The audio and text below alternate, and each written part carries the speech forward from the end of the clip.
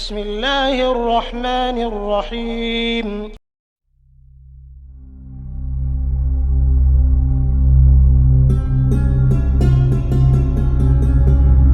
Saudara Umayyah bin Khalaf, Ubay bin Khalaf, tak jauh berbeda dengan Uqbah bin Abu Mu'ayth. Suatu kali Uqbah mengintip di dekat Nabi SAW dan mendengarkan bacaan Al-Quran dari beliau. Tatkala tindakannya ini didengar dan diketahui Ubay, maka Ubay langsung menyindir dan mengejeknya. Lalu dia meminta agar Uqbah meludahi wajah beliau. Ternyata Uqbah benar-benar melakukan anjuran itu.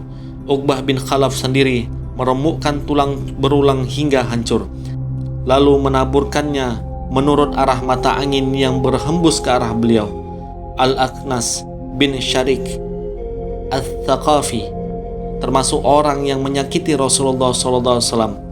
Al-Quran memberinya 9 sifat yang menunjukkan keadaan dirinya, yaitu dalam firman Allah, ولا تطع كل حلاف مهين هماز مشاء بنميم مناع للخير معتد أثيم عتل بعد ذلك زنيم.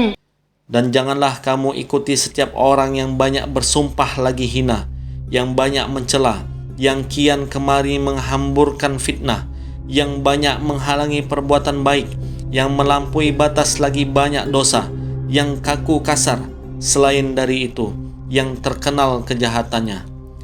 Kadang-kadang Abu Jahal mendekati Nabi SAW untuk mendengarkan bacaan Al-Quran kemudian beranjak pergi. Namun tiada juga dia beriman dan tunduk. Dia mau mengambil pelajaran dan tidak takut. Dia mengganggu beliau dengan kata-kata, menghalangi orang dari jalan Allah, kemudian beranjak pergi sambil menyombongkan tindakannya sendiri dan bangga karena telah berbuat jahat, seakan-akan dia telah berbuat sesuatu yang layak untuk diingat. Turun ayat tentang dirinya.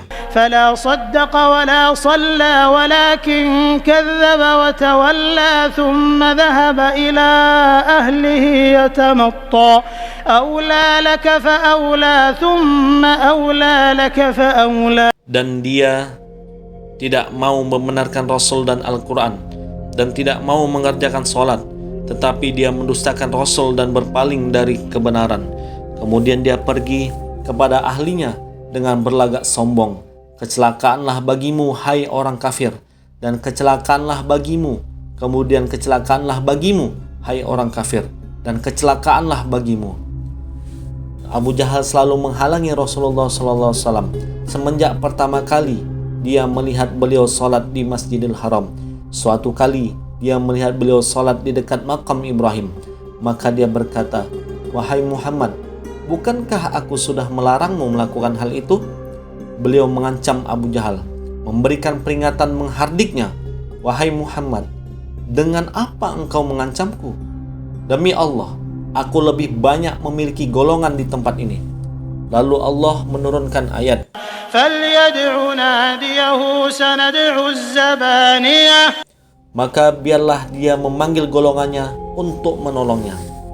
Dalam suatu riwayat disebutkan bahwa Nabi SAW memegang kerah baju Abu Jahal dan mengguncang-guncang seraya bersabda membacakan ayat, "Kemudian kecelakaan bagimu dan kecelakaan bagimu." Musuh Allah itu berkata, "Apakah engkau mengancamku, wahai Muhammad? Demi Allah, engkau tidak akan sanggup berbuat sesuatu. Begitu pula Tuhanmu, akulah orang yang paling mulia yang berjalan di antara dua bukit." Setelah mendapat ancaman itu, ketololan dan keberingasan Abu Jahal sama sekali tidak menyusut, bahkan semakin menjadi-jadi. Muslim mentakrid dari Abu Hurairah radhiyallahu anhu. Dia berkata, Abu Jahal bertanya, "Apakah Muhammad berani menutup mukanya di depan kalian?" "Benar," ada seseorang menjawab. "Demi Lata dan Uzza, andai kata aku melihatnya, tentu ku injak tengkuknya dan kulumuri mukanya dengan debu," kata Abu Jahal. Lalu dia menemui Rasulullah SAW yang sedang sholat. Dia bermaksud akan menginjak tengkuk beliau. Namun tatkala tiba-tiba beberapa orang muncul, dia justru mundur ke belakang beberapa langkah dan meremas-remas tangannya. "Ada apa dengan dirimu, wahai Abul Hakam?" Mereka bertanya. "Antara dia dan diriku seperti ada parit dari api, dan mereka itu merupakan sayapnya," jawabnya. Lalu beliau bersabda, "Andai kata dia mendekatiku, tentu para malaikat akan menyambarnya sepotong demi sepotong."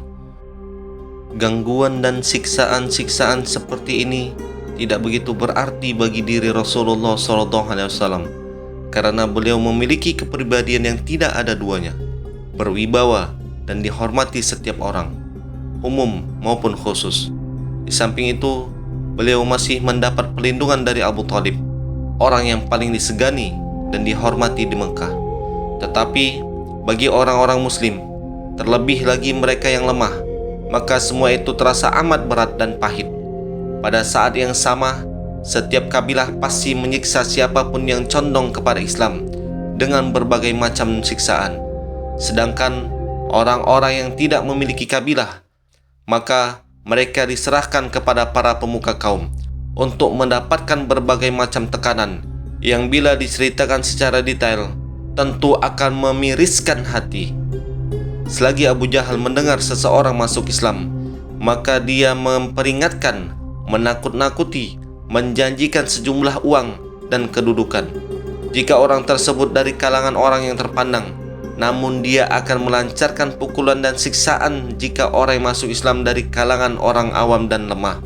Paman Utsman bin Affan pernah diselubungi tikar dari kaum Korma, lalu diasapi dari bawahnya.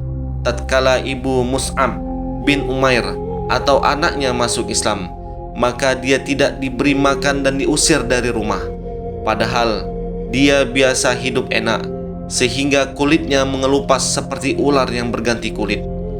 Bilal yang saat itu menjadi budak Umayyah bin Khalaf pernah dikalungi tali di lehernya, lalu dia diserahkan kepada anak-anak kecil untuk dibawa berlari-lari di sebuah bukit di Mekah, sehingga lehernya membilur karena bekas jeratan tali itu.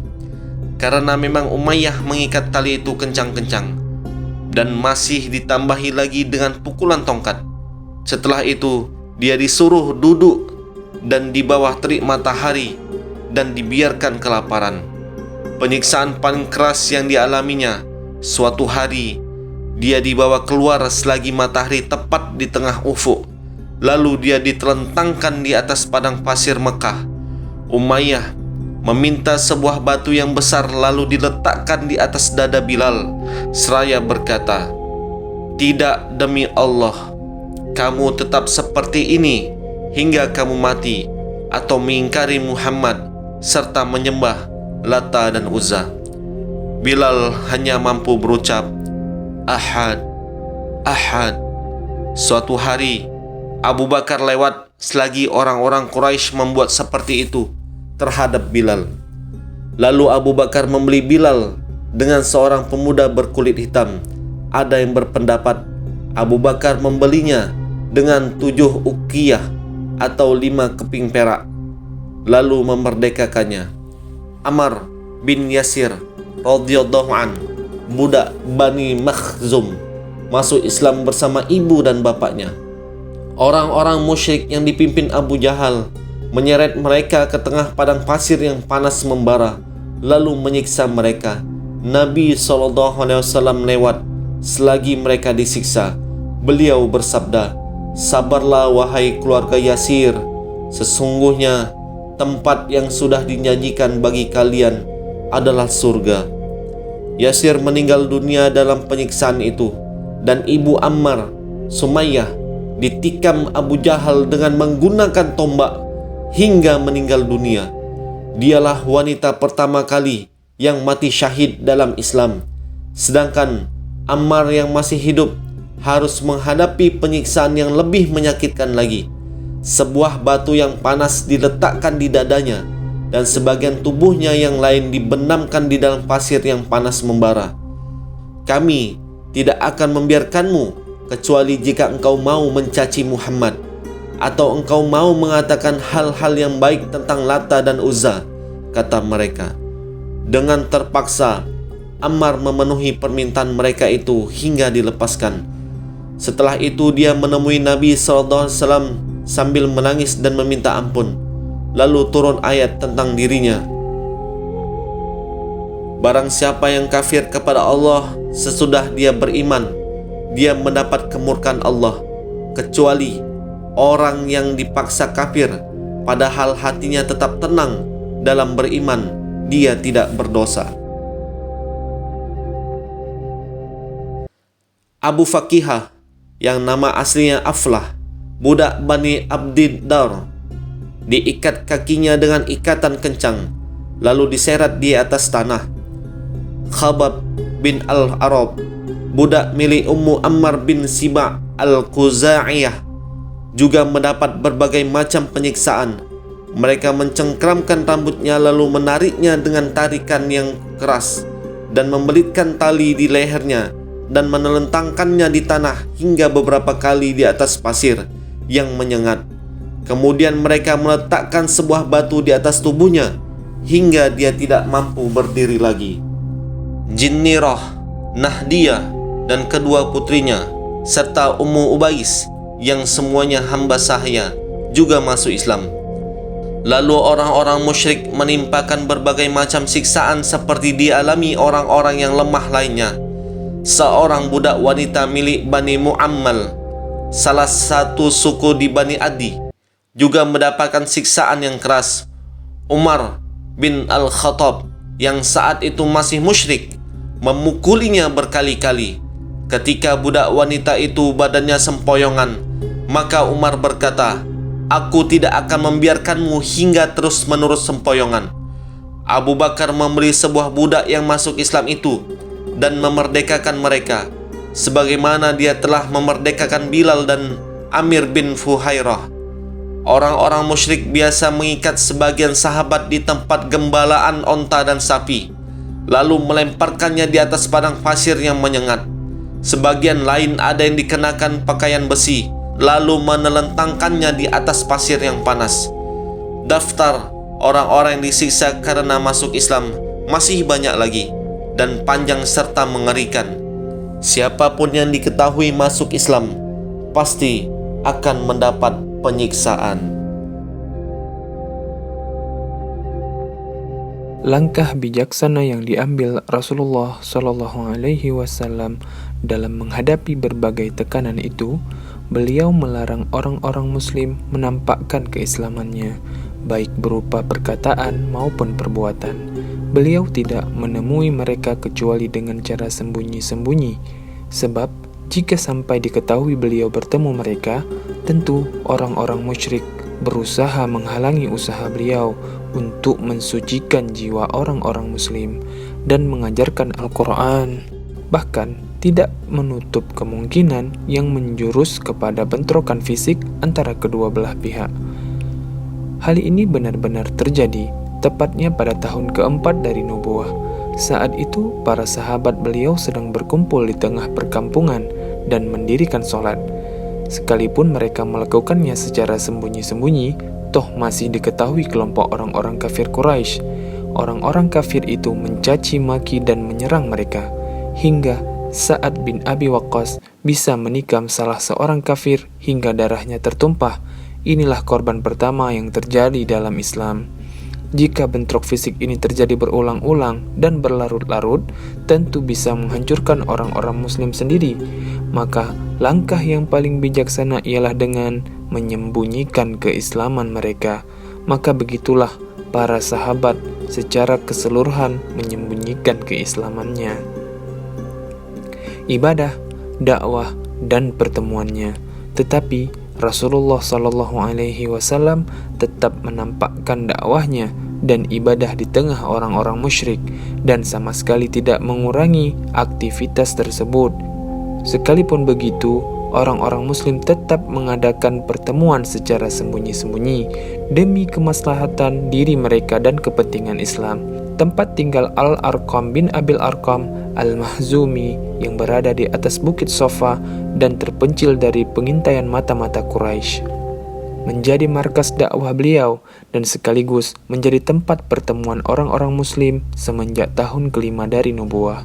Alhamdulillah, sahabat Lentera Kisah, semoga sebahagian kisah ini menambahkan rasa cinta, rasa rindu kita kepada baginda Rasulullah Muhammad SAW. Dukung channel kami terus, sahabat Lentera Kisah, dengan subscribe, like, share, dan komen.